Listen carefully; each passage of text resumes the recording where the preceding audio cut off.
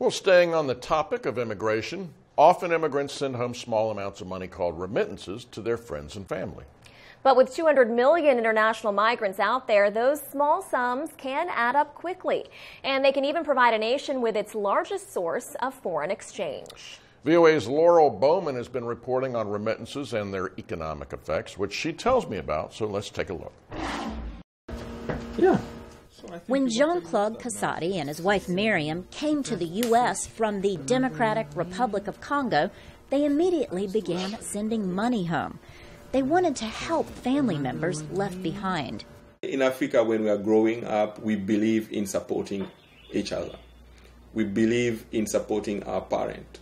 Remittances are just basically, it's just somebody sending money to a family member or relative to another country. Is that right? Exactly. And what's interesting about remittances is that they generally are small sums of money. And because the numbers have become so large in terms of global remittances, this money coming into a receiving country's economy is actually boosting that economy in many ways, even though it's transiting through the family and the family's expenditure. DILIP RATHA is a remittance expert with the World Bank. They provide incomes, they provide a lifeline to people, they reduce poverty, they provide funding for business investments, human capital investments, education, health. In 2013, global remittances were at $400 billion.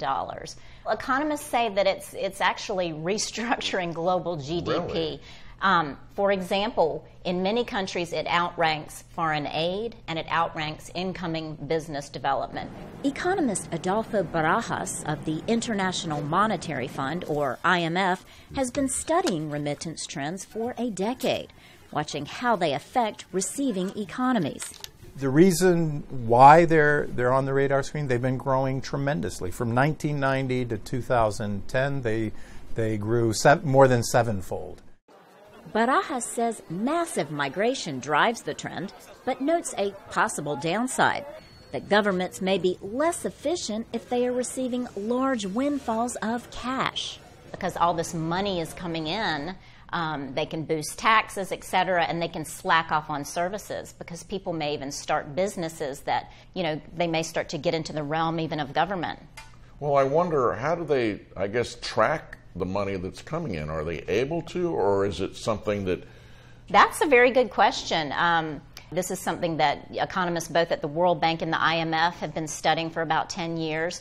There are also actually remittance groups, think tanks that have sprung up to study how this money comes in because, in fact, as you said, it is coming through families. Economists have long said that remittances generally strengthen the families who receive them by boosting their income. But some are concerned that all this cash can cause a nation's currency to appreciate, bidding up prices and making that country less competitive when it comes to, say, exporting goods. Economists say that when countries are in conflict, like Jean-Claude and Miriam's Democratic Republic of Congo, private investors tend to sneak out, while remitters rush in. One interesting thing about living in Washington, D.C., is you can walk down the street and anybody you speak to who's not from this country sends money home. It's shocking. It goes all the way from the economist at the World Bank down to the guy who runs the food truck. And thanks to Laurel Bowman for that look at a little-known but interesting facet of the global economy.